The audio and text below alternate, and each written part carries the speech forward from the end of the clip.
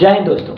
देखोगे नहीं तो सीखोगे, कैसे सीखोगे नहीं तो सिखाओगे कैसे। इसलिए सीखने और सिखाने के लिए क्या करना पड़ेगा, देखना ही पड़ेगा। आइए आज क्लास 10वीं के बिहार बोर्ड के 2024 के एग्जाम के लिए VVI इम्पोर्टेंट और एक नज़र में अध्याय को देखेंगे और इससे अधिकांश ऑब्जेक्टिव सब्जेक्टिव बन जाएंगे। आइए चलिए चर्चा करें। जैसे क्लास 10वीं का सब्जेक्ट क्या है, मैथ है, और फर्स्ट चैप्टर का नाम क्या, वास्तविक संख्या। फर्स्ट चैप्टर का नाम क्या, वास्तविक संख्या, रियल नंबर्स। और एक इसमें इक्विल विभाजन परिमेय आते हैं और इक्विल विभाजन परिमेय से क्या निकाला जाता है, HCF निकाला जाता है। जैसे हम लोग बचपन में भाग देते हुए आए हैं, HCF निकालने के लिए अगर 16 में 4 से भाग दें, कितना से 4 से, तो कितने बार दें, 4 चौक 16, तो खत्म। और यहाँ R का मान कितना आ गया, 0 आ गया।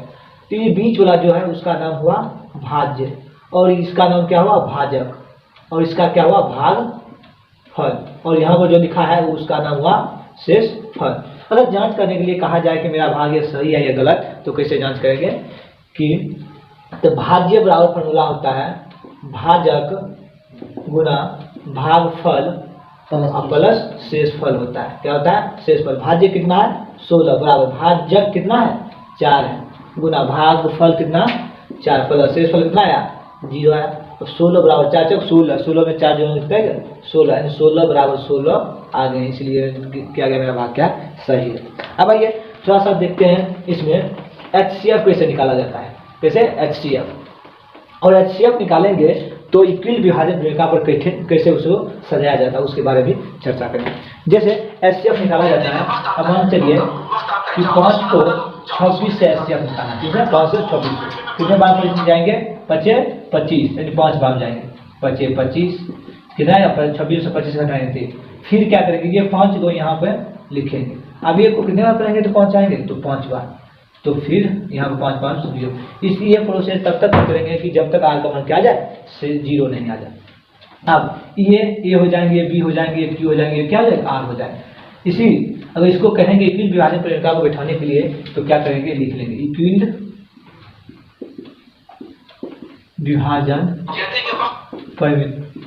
इक्विल विभाजन का अन्य नाम इक्विल विभाजन एल्गोरिथम भी कहा जाता है। इसका क्या होता है, ये बराबर BQ प्लस R। R का मान क्या होता है, 0 के बराबर है, 0 से बड़ा, और B का मान ये छोटा होता है, R का मान इसके लगभग बराबर होता है। जैसे एक मान क्या हुआ 26 बराबर B का मान 5 गुने Q मान 5 प्लस R मान कितना है, 1 है, तो R मान 0 आया नहीं आया, इसके आगे प्रोसेस। अब इस 5 को यहाँ पर लिखा जी, तो क्या है 5 को अब ये गुने क्या करेंगे, 5 करेंगे, तो ये गुने 5 और R का मान कितना आया, 0, यहाँ पर आ गया R का मान 0। जैसे R का मान 0 आ जाएगा, क्या होगा, R का मान 0, जो भाजक है वही मेरा क्या हो जाएगा, भाजक ही HCF होगा। क्या भाजक ही HCF होगा, कितना इसका HCF होगा, एक आंसर होगा। इसी के आधार पर एक क्वेश्चन पूछ लिया जाता है बिहार बोर्ड के द्वारा, और इस तरह बना दीजिएगा तो 1 नंबर मिल जाएगा। और आगे चलते हैं।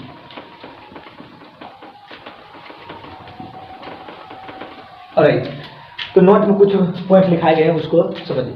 ऑब्जेक्टिव से हल होगा। कहता है फर्स्ट नोट है, प्रत्येक धनात्मक सम पूर्णांक के रूप। आपको पूछा जाएगा 4 ऑप्शन देगा ऑब्जेक्टिव में कि निम्न में से कौन सा सम धनात्मक पूर्णांक के रूप है या विषम पूर्णांक के रूप है, उसको चुनने के लिए कहा जाता है। अगर चुन लोगे तो 1 नंबर क्या होता है, फिक्स हो जाता है। जैसे प्रत्येक धनात्मक सम पूर्णांक के रूप कहेंगे तो 2Q या 2Q प्लस 2 या 2Q प्लस 4 ETC। यहाँ पर क्या होना चाहिए, देखिए 2 है, यहाँ पर 4 है, ये क्या है, सम संख्या है, इसीलिए क्या हो जाएगा, प्रत्येक धनात्मक सम पूर्णांक का रूप हो जाएगा। इसी अगर सम को पूछे तो ये हो जाएगा, विषम को पूछा जाएगा तो क्या करेंगे, 2Q plus 1, 2Q plus 3, 2Q plus 5, ये किसका रूप हो जाएगा, विषम पूर्णांक के रूप हो जाएगा। अब भाई इक्विल विभाजन परिमेय से क्या निकाला जाता है, HCF निकाला जाता है। क्या निकाला जाता है, HCF निकाला जाता है। इक्विल विभाजन को ही इक्विल विभाजन एल्गोरिथम कहा जाता है। इक्विल विभाजन एल्गोरिथम जो होते हैं केवल धनात्मक पूर्णांक के लिए लिखा जाता है, लेकिन 0 को छोड़ के कहा जाएगा।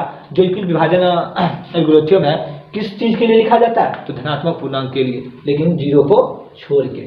अगर बड़े बड़े क्वेश्चन पूछा गया और उसमें अधिकतम लिखा हुआ क्या हो, या कीबोर्ड है, क्या है कीबोर्ड। अगर अधिकतम लिखा हो तो हम क्या ज्ञात करेंगे, HCF ज्ञात निकालेंगे, और न्यूनतम लिखा रहेगा तो क्या निकालेंगे, LCM निकालेंगे।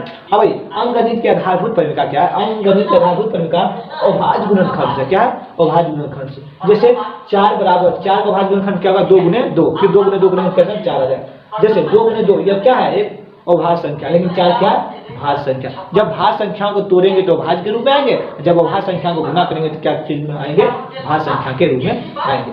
और जैसे 8 को 2 गुने 2 गुने 2 गुने 2 4 4 8, जो ये 8 है ये क्या है, भाज्य संख्या है, और ये जो 2 गुने 2 गुने क्या है, अभाज्य संख्या। अगर पूछा जाएगा कि भाज्य संख्या को जब तोड़ा जाता है अभाज्य गुणनखंड क्या जाता है, किस रूप में आ जाते हैं, अभाज्य के रूप में आते हैं। अगर वो भाज्य संख्या को जब गुना करेंगे तो किस रूप में आएंगे, भाज्य संख्या के रूप में आएंगे। थोड़ा सा चर्चा कर लेते हैं भाज्य संख्या और अभाज्य संख्या, क्या चीज के बारे में चर्चा कर लेते हैं, भाज्य संख्या। जैसे प्राकृतिक संख्या थोड़ा सा पहले जान लेते हैं, प्राकृतिक संख्या, प्राकृतिक संख्या किसे कहेंगे, नेचुरल नंबर। गिनती को सारी संख्या को क्या कहेंगे, प्राकृतिक संख्या कहा जाता है। गिनती एग्जाम्पल जैसे प्राकृतिक संख्या को n से सूचित किया जाता है, तो प्राकृतिक संख्या कहाँ से स्टार्ट, 1 2 3 4 5 6 डॉट डॉट तक इंफिनिट तक। अब पूछा जाएगा ये जो एक है क्या एक भाज्य संख्या के होगा। अब इसमें भाज्य संख्या के बारे में चर्चा कर लेते हैं और एक अभाज्य संख्या के बारे में चर्चा कर लेते हैं। भाज्य संख्या किसे कहेंगे, भाज्य संख्या उसे कहेंगे जिसका गुणनखंड 1 और स्वयं और उसके अलावा उसे क्या कहेंगे, भाज्य संख्या कहेंगे। अर्थात बोल सकते हैं जिसका अभाज्य गुणनखंड 2 से अधिक हो उसे क्या कहेंगे, भाज्य संख्या कहेंगे। अभाज्य संख्या किसे कहेंगे, जिसका गुणनखंड सिर्फ 2 हो, कितना हो 2, उसे अभाज्य संख्या कहेंगे। जैसे भाज्य संख्या होते हैं जिसका गुणनखंड क्या हो, 2 से अधिक हो, 2 से अधिक होगा, 2 से अधिक होगा गुणनखंड, तो वह कौन सा संख्या हो जाएगा, भाज्य संख्या हो जाएगा। और सिर्फ 2 होंगे, सिर्फ 2 फैक्टर होंगे, 2 फैक्टर होंगे तो वो क्या हो जाएंगे, अभाज्य संख्या हो जाएगी। एग्जाम्पल जैसे भाज्य संख्या में 2 नहीं होगा, 3 4 6 डॉट डॉट इंफिनिट तक, इसका क्या होगा 2 3 5 डॉट डॉट तक इंफिनिट तक। जैसे अमाउंट फैक्टर क्या है, अमाउंट के लिए ये जैसे 4 लिखे, 4 कौन सा टेबल से विभाजित होगा, 1 से भी होगा, 2 से भी होगा और कितना होगा 4 से भी होगा। इसका गुणनखंड के फैक्टर क्या है, 2 से अधिक है, इसीलिए ये क्या हो जाएगा, और भाज्य संख्या हो जाएगा। जैसे 6 है, 6 कौन कौन जाएंगे, 1 से जाएंगे, 2 से जाएंगे और 3 से जाएंगे, फिर क्या जाएंगे 6 से जाएंगे। इसका गुणनखंड कितना है, 2 से ज्यादा है, इसीलिए कौन सा संख्या हो जाएगा, भाज्य संख्या हो जाएगा। और यहाँ पर अभाज्य संख्या, अभाज्य संख्या एग्जाम्पल क्या हो जाएगा, 2 हो जाएंगे, 3 हो जाएंगे, 4 हो जाएंगे, 5 हो जाएंगे, डॉट तक इंफिनिट तक आ जाए। जैसे यहाँ पर 2 किस से विभाजित हो गए, 2 1 सौ गए और 2 सौ गए, यानी 1 और स्वयं होंगे, और इसका फैक्टर है, इसका गुणनखंड कितना है 2 है। जब गुणनखंड जिसका 2 होता है वो कौन सा संख्या होता है, भाज्य संख्या होता है। अगर पूछा जाएगा सबसे छोटी भाज्य संख्या कौन होंगे, तो 4 होंगे, कितना होंगे, सबसे छोटी भाज्य संख्या 4 होंगे। अगर पूछा जाएगा सबसे छोटी अभाज्य संख्या, लेकिन सम संख्या कौन होंगे, 2 होंगे। अभाज्य संख्या में इकलौता 2 है जो सम अभाज्य संख्या है, इसके सिवा कुछ है ही नहीं। अब कहा जाए कि भाज्य संख्या सबसे छोटी भाज्य संख्या, सबसे छोटी भाज्य संख्या यानी 4 गुना करेंगे सबसे छोटी अभाज्य संख्या यानी 2 को, इसका गुणनफल कितना होता है, 8 होता है। कितना होता है, 8 होता है। ये ऑब्जेक्टिव भी हर एक बार पूछा जाता है कि सबसे छोटी भाज्य संख्या एवं सबसे छोटी भाज्य संख्या को गुणनफल क्या जाएगा, तो उसका गुणनफल कितना आएगा, तो क्या बोलेंगे 8 आएंगे। इसी तरह अगर पूछा जाएगा सबसे छोटी भाज्य संख्या एवं सबसे छोटी भाज्य संख्या का HCF और LCM, तो ये क्या करेंगे, इसी के माध्यम से निकाल लेंगे। जैसे HCF पूछेंगे तो कितना आएगा, 2 आएगा, और LCM पूछेंगे तो कितना आएगा, 4 आएगा। इसी सबसे छोटी अभाज्य संख्या एवं सबसे छोटी भाज्य संख्या के HCF कितना आएगा, 2 आएगा, और LCM कितना आएगा, 4 आएगा। गुणनफल पूछेगा तो 8 आएगा, गुणनफल पूछेगा तो कितना आएगा, 8 आएंगे। आइए और यहाँ पर आगे तो कहता है जो कार्ल फ्रेडरिक गोस्ट गणितों का राजकुमार था, कहेंगे गणितों का राजकुमार कौन थे, क्या बोलेंगे, कार्ल फ्रेडरिक गोस्ट जो गणितों का राजकुमार थे। और 3 महान गणितज्ञ थे, पहला का नाम है कार्ल फ्रेडरिक गोस्ट जो गणित एवं विज्ञान के क्षेत्र में मौलिक योगदान दिए, इसीलिए इसको क्या कहते हैं, गणितों का राजकुमार कहते हैं। और दूसरा का नाम क्या है, आर्किमिडीज, और तीसरा क्या, न्यूटन। और न्यूटन को क्या कहा जाता है, भौतिकी विज्ञान का पिता फादर कहा जाता है। अब जैसे 2 संख्याओं का गुणनफल पूछा जाए, ये फॉर्मूला हर बार पूछा जाता है, ऑब्जेक्टिव सब्जेक्टिव सब टाइप का पूछा जाता है। जैसे 2 संख्याओं का गुणनफल पूछा जाएगा तो क्या होता है, HCF गुने LCM। आइए थोड़ा सा HCF और LCM के बारे में चर्चा कर लेते हैं। HCF और LCM के बारे में चर्चा करते हैं। जैसे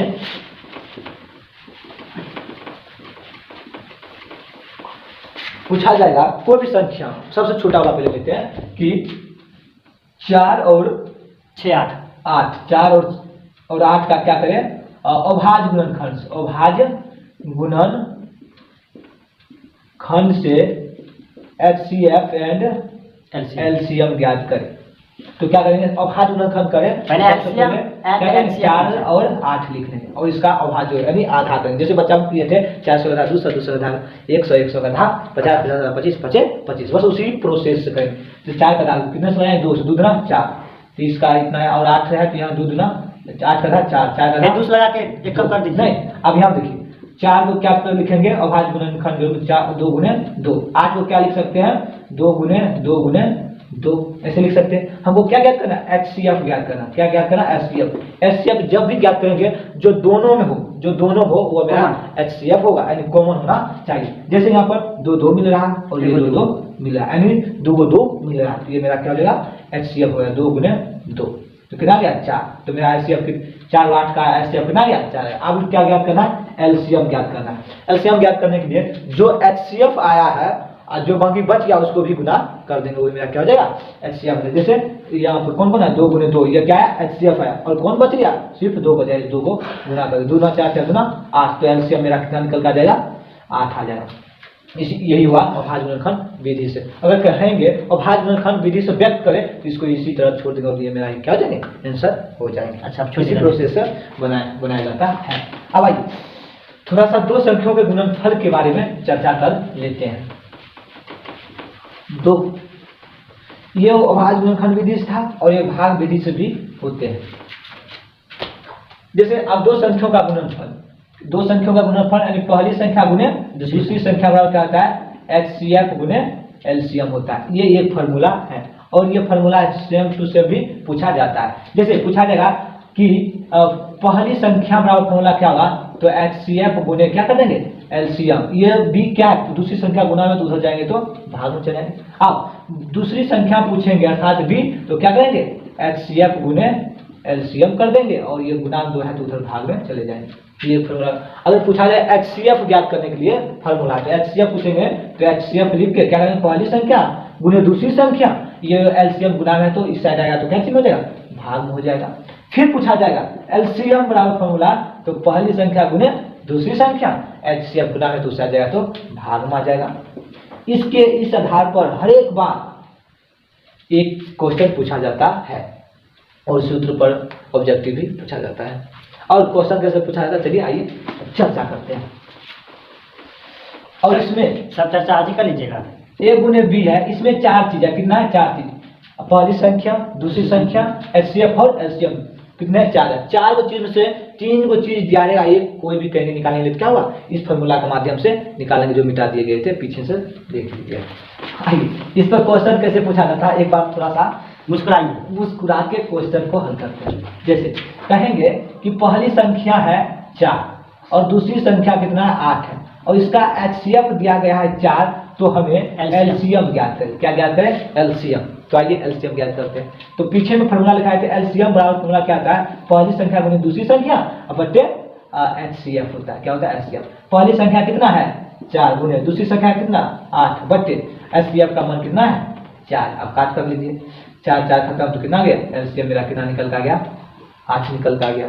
इसी तरह यानी 4 चीजों से 3 चीज दिया गया तो कोई तीसरा चीज चौथा चीज निकालेंगे कहेंगे तो इसी फॉर्मूला के माध्यम से क्या करेंगे, निकाल लेंगे। आइए और थोड़ा सा एक ही बात चर्चा करते हैं, परिमेय संख्या और अपरिमेय संख्या। परिमेय संख्या और अपरिमेय संख्या है, ऑब्जेक्टिव में भी पूछा जाता है, उसे P/Q के रूप में भी लिखने का अनुसार पूछा जाता है, उसके बारे में चर्चा करें। जैसे परिमेय संख्या क्या हुआ मेरे दोस्त, परिमेय एवं अपरिमेय संख्या, परिमेय एवं अपरिमेय संख्या। अब भाई परिमेय संख्या किसे कहेंगे, परिमेय संख्या उसे कहेंगे जिसे P/Q के रूप में लिखा जाए, जिसे P/Q के रूप में लिखा जाए और Q नॉट इक्वल टू क्या हो 0, Q का मान कभी 0 नहीं होना चाहिए। एग्जाम्पल जैसे हो गया 2/3 4/9, ये P/Q के रूप में लिखा गया। अब पूछा जाए क्या 2 परिमेय संख्या है, तो क्या बताएंगे, यस दो परिमेय संख्या है। क्यों है, क्योंकि जब इसके नीचे कुछ नहीं है तो अपने मन से एक लिख सकते हैं। जब एक लिख देंगे ये p/q के रूप में हो गया, जैसे हो गया तो परिमेय संख्या होगा। क्या पूछा जाएगा, 2/0 परिमेय संख्या है, तो 2/0 परिमेय संख्या नहीं। क्यों नहीं है, क्योंकि q बराबर बताए थे 0 नहीं होना चाहिए, q का मान क्या हो गई है 0 हो गया, इसीलिए परिमेय संख्या नहीं है। अगर पूछा जाए तो 0/2 क्या परिमेय संख्या, यस ये 0/2 परिमेय संख्या। क्यों है, क्योंकि जब 0 को 2 से भाग देंगे इसका भाग कितना आएगा 0 आएगा। जब 0 आए तो 0 क्या है परिमेय संख्या। क्यों परिमेय संख्या है, क्योंकि इसे p/q के रूप में लिख सकते हैं। तो कुछ नीचे कुछ नहीं तो 1 लिख सकते हैं, और p/q को बताए थे q बराबर 0 नहीं होना चाहिए, लेकिन p का मान 0 रहे या कुछ भी हो सकता है। अरे जो परिमेय संख्या है वह रूट से क्या हुआ, बाहर हुआ। जैसे रूट से क्या हुआ, रूट से बाहर हुआ, और जैसे रूट से बाहर हो गया वो परिमेय संख्या हो गया। जैसे रूट 4 क्या रूट 4 को गुणनखंड करेंगे 2 गुने 2, और यह रूट का एक ही कहावत है कि अगर मेरे अंदर कुछ 2 रहेगा तो बाहर भेजेंगे तो वो 1 हो जाएगा, अगर बाहर 1 है तो मेरे अंदर आएगा तो कितना हो जाएगा, वो 2 हो जाएगा। अंदर में 2 बाहर 1, अब बाहर 1 तो अंदर 2, यानी 1 पर 1 वो फ्री वाला ये क्या है, कहानी है। आप जान जाइए, फ्री देना है तो 2 को देगा तभी वो फ्री देंगे, 2 को नहीं देगा तो फिर फ्री दे दीजिएगा तो क्या देगा, गलत हो जाएगा। रूट अंदर 4, तो 4 को क्या लिख सकते हैं, अभाज्य गुणनखंड पे लिखेंगे, कोई भी संख्या रहेगा उसे अभाज्य गुणनखंड के रूप में तोड़ देंगे। 2 गुने 2, जब रूट के अंदर 2 को मिलता है तो क्या होता है 2 बाहर हो जाए, इसीलिए रूट 4 का वर्गमूल क्या हुआ 2 हुआ। अब पूछा है 2 परिमेय संख्या के ऊपर संख्या, तो 2 क्या हुआ परिमेय संख्या। क्यों है, क्योंकि उसे p/q के रूप में लिख सकते हैं। अब इसे कुछ नहीं तो 1 लिख देंगे तो p/q के रूप में हो गया, इसीलिए क्या हो गया परिमेय संख्या हो गया। 0 परिमेय संख्या, क्यों 0 परिमेय संख्या है, क्योंकि ये 0 है हुआ, 0 में कुछ नहीं तो एक अपने मन से लिख सकते हैं। जैसे एक मन से लिख लेंगे तो p/q के रूप में लिख हो गया, जैसे p/q के रूप में हो गया तो q पर बताया था 0 नहीं होना चाहिए, 0 नहीं है इसलिए क्या हो गई है परिमेय संख्या हो गई। अब भाई थोड़ा सा अगर परिमेय संख्या के बारे में चर्चा कर लिए तो अपरिमेय संख्या के बारे में भी चर्चा कर लेते हैं। हाँ, एक बार हमेशा याद कर रखना कि जो अपरिमेय संख्या होता है ना, नहीं ये कभी रूट से बाहर नहीं होगा, इसका जन्म रूठे में होगा और ये रूठे में मरना चाहेगा नहीं, इसीलिए वो अपरिमेय संख्या। और जिसे p/q के रूप में कभी भी लिखा भी नहीं जाए, जैसे जिसे p/q के रूप में लिखा नहीं जाए। अब मान लीजिए जैसे रूट 2 हो गया, और बताए भी थे जिसका खाना पीना राना साना सब रूठे के अंदर हो, बाहर कभी हुआ नहीं हो, तो वो क्या हो अपरिमेय संख्या। अर्थात बोल सकते हैं जो रूट से कभी भी बाहर नहीं हो उसे क्या कहेंगे अपरिमेय संख्या कहेंगे। आइए रूट 2 ये परिमेय के परिमेय है, और ये क्या है अपरिमेय है, क्या है अपरिमेय संख्या। लेकिन हाँ कहेंगे पाई क्या है परिमेय के परिमेय, तो पाई क्या हो जाएगा परिमेय संख्या हो जाए, क्या अपरिमेय होगा अपरिमेय संख्या, सॉरी क्या हो जाएगा अपरिमेय संख्या। पाई में घटा लो या जो उसका मान अपरिमेय संख्या होगा। लेकिन कहा जाए ये पाई जो है यह एक अपरिमेय संख्या है, इसका जो मान है 22/7 यह क्या है परिमेय संख्या, क्या है परिमेय संख्या। लेकिन इसका जो लगभग मान है 3.14 यह अपरिमेय है, क्योंकि इसका 22/7 का कोई फिक्स मान नहीं है, और पाई क्या है अपरिमेय संख्या है। यहाँ से एक ऑब्जेक्टिव हर बार पूछा जाता है कि पाई कौन चीज है, पाई परिमेय के अपरिमेय। तो हमारे वीडियो देखने रहेगा तो ये पाई क्या लगाएगा अपरिमेय, नहीं तो दोस्तों देखोगे तो परिमेय अपरिमेय कुछ भी लगा सकते हो, जो मन करे वो लगाना, लेकिन लगाना पाई को अपरिमेय संख्या नहीं। और 22/7 क्या होगा परिमेय संख्या हो जाएगा, इसका मान जो होगा दशमलव वो क्या होगा अपरिमेय संख्या। लेकिन एक गुरु मंत्र देते हैं, ये कभी भूलना नहीं कि दशमलव के बाद अगर कोई अपना रूप बदले, जो बदल जाए वो सच्चा प्यार नहीं होता है, अगर ये बदल जाए तो ये सच्चा परिमेय नहीं होगा, ये क्या हो जाएगा अपरिमेय संख्या हो जाएगा। दशमलव के बाद हमेशा अपना मान हमेशा परिवर्तन करे वो कौन हो जाएंगे अपरिमेय संख्या हो जाए। लेकिन दशमलव के बाद 3 3 3 3 3 3 3 3 पिन पिन पिन में लिखल रहे तो उसका आप लिख सकते 3 पावर रेकरिंग है। जब 3 पावर रेकरिंग होगा इसे कहेंगे p/q पर लिखने के लिए परिमेय संख्या तो इसको लिख सकते हैं। और शॉर्ट ट्रिक देख लीजिए, जैसे इसको 0.3 है रेकरिंग है, क्या करेंगे ये 3 है तो 3 लिख लेंगे, और कितना पर रेकरिंग है एगो पर तो एगो 9 दे देंगे। अब इसको काट लो, 3 × 3 है 3 × 9 1/3 ये क्या हो गया p/q के रूप में हो गया है। इसी तरह पूछा जाएगा 0.35 पर रेकरिंग, तो इसका मान क्या करेंगे, तो 35 है तो 35 लिख लेंगे, और कितना पर रेकरिंग है 2 पर तो 2 9, यही मेरा क्या होगा p/q के रूप में हो गया। यहाँ से ऑब्जेक्टिव भी पूछा जाता है, सब्जेक्टिव भी पूछा जाता है, और इसी को कहेंगे 0.3 अब 5 पर रेकरिंग होगा तब इसे p/q रूप में कैसे लिखेंगे, इसको क्या करेंगे, पहले 35 लिख लेंगे और जिस पर नहीं है उसको घटा लेंगे। और क्या पर रेकरिंग है, एगो सिर्फ 5 बचे, एगो 9 देंगे। क्या पर है, जिस पर रेकरिंग रहेगा जब पर रहेगा उतना 9, और जिस पर नहीं रहेगा, जितना पर नहीं रहेगा उतना 0। तो यहाँ पर एगो पर रेकरिंग है तो एगो 9, यहाँ पर एगो पर रेकरिंग नहीं है तो एगो 0, आप घटा ले। 35 में 3 जाएगा तो 32/9 में क्या होगा, p/q के रूप में हो गया है। इसी तरह ऐसा वीडियो देखने के लिए ऑल चैप्टर बिहार बोर्ड के लिए मैथ के, तो मेरे चैनल को लाइक सब्सक्राइब करना ना भूले। अच्छा लगे तो कमेंट में जरूर अपना राय लिखें। आइए दोस्तों, जैसे यहाँ पे लिखा रहेगा कि कौन सा दशमलव प्रसार शांत है, कौन सा दशमलव प्रसार अशांत है। उसके बाद अगर कोई परिमेय संख्या है, क्या हो, परिमेय संख्या, और यहाँ पर अपरिमेय संख्या, यहाँ हर एक बार है बिहार बोर्ड के द्वारा, कोई भी बोर्ड हो, यूपी, बिहार, हरियाणा, डिस्ट्रिक्ट जो भी बोर्ड हो, सबके माध्यम से जहाँ एनसीईआरटी फॉलो करते हैं वहाँ तो ध्रुव सत्य के ऑब्जेक्टिव पूछा जाएगा, और ये परिमेय और अपरिमेय।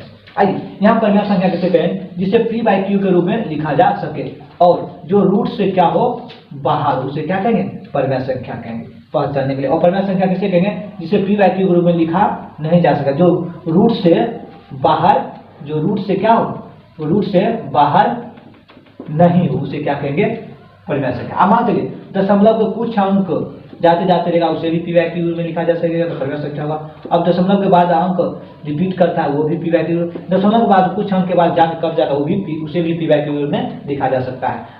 22/7 में क्या है, परिमेय संख्या है। और परिमेय संख्या जो होते हैं, जो दशमलव जो रूट में हो, जो कौन हो, रूट में, और जब रूट में रहेगा वो परिमेय संख्या होगा। और अपरिमेय संख्या जो होगा दशमलव के अंक के बाद अपना रूप क्या होगा, बदलता रहेगा। जैसे अपना रूप बदलता रहेगा वो क्या हो जाएगा, अपरिमेय संख्या हो जाएगा। पाई क्या है, अपरिमेय संख्या। पाई कोई भी संख्या से जोड़ो या घटाओ तो भी वो क्या हो जाएगा, अपरिमेय संख्या ही होगा। मान चलिए, और पाई का मान जो 22/7 है, ये क्या है, अब परिमेय संख्या है, और ये जो है अपरिमेय संख्या है। लेकिन पाई का जो लगभग मान होता है 3.14, ये क्या हुआ, अपरिमेय संख्या है। क्या है, अपरिमेय संख्या। अपरिमेय कोई भी संख्या परिमेय संख्या है, अपरिमेय संख्या जिसका दशमलव प्रसार हो। मान चलिए दशमलव प्रसार, जिसे p/q को जो लिखा रहेगा नहीं, और q क्या है, हर है, हर। तो q का गुणनखंड किसके रूप में होना चाहिए, 2 का रूप या 5m का रूप या 2n गुने 5m के रूप का अगर ये होगा तो वो क्या हो जाएगा, शांत दशमलव होगा। कौन सा, शांत दशमलव होगा। जैसे एग्जाम्पल मान लीजिए 1/8 है, 1/8 कितना है, 8। ये 8 को क्या लिख सकते हैं, 2 गुने 2 गुने 2, ये क्या सिर्फ 2 के रूप में, इसीलिए क्या हुआ, शांत हो गया। इसी तरह 1/100 रहेगा, तब इसको गुना करेंगे तो भाग गुणनखंड 50, तो यहाँ पर लिख लो 100 का था 50, 50 का था 25, 25 25, इसको क्या लिख सकते, 2 गुने 5 गुने 5, ये क्या हुआ, 2 और 5 के रूप में गुणनखंड हो गया। इसीलिए मेरा ये क्या हो जाएगा, शांत दशमलव प्रसार हो जाएगा। कौन सा, शांत दशमलव प्रसार हो जाएंगे।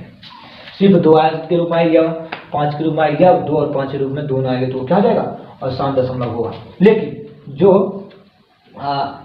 p/q के रूप में कोई दिया हो और 2 पावर n या 5 पावर m या 2 पावर n गुने 5 पावर n के अलावा कुछ संख्याएं, कुछ भी संख्या आएगा तो क्या हो जाएगा, वो शांत हो जाएगा। क्या हो जाएगा, वो शांत दशमलव प्रसार हो जाएगा।